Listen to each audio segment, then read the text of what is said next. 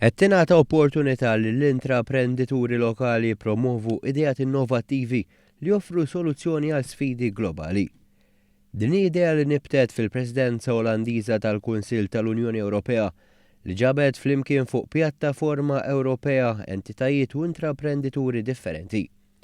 Malta se tkompli fuq dawn il-passi waqt il-perjodu li fih se tkun qed tippresedi l-Presidenza tal-Kunsill tal-Unjoni Ewropea.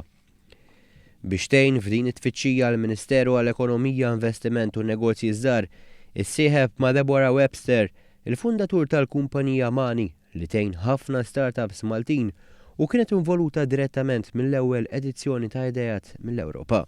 Dawn il-problemi huma komplessi, dak li jkun waħdu jew waħda diffiċli biex ikollhom is-soluzzjoni sħiħa.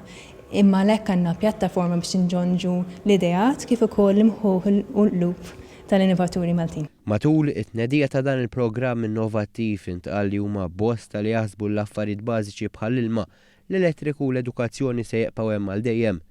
Iżda din mhux ir-realtà preżenti għal kważi terz tal-popolazzjoni tad-dinja u għaldaqstant jeħtieġ soluzzjoni fit-tul. L-ewwel 10 pajjiżi li identifikaw din l-idea se jingħatalhom appoġġ biex ikunu jistgħu jiżviluppawha aktar il-quddiem. Il-Ministru Chris Cardona spjega li l-mexxija tan-negozju jeħtieġ li jifhmu l-isfidi li qed tesperjenza d-dinja globali u t-tibdil li qed isir u saħaq li l-Gvern jemmen li l-innovaturi u l-intraprendituri għandhom ir-rwol importanti biex dawn l-isfidi jiġu indirizzati. Hija idea li tgħin l-innovazzjoni tistimula iżjed l-intrapriża u l-element ta' riċerka u naħseb li hija idea li fl-aħħar mill-aħħar qed tassigura li jkollna ekonomija li tkompli tikber u nibqgħu noħolqu iżjed impjiegi ta' kwalità. L-intraprendituri interessati jistgħu japplikaw fuq is-sit www.ideasfrommalta.com sal-10 ta' frar bir-rappreżentant tal-pajjiżna jintgħażel waqt iċ-ċerimonja fis-7 ta' Marzu.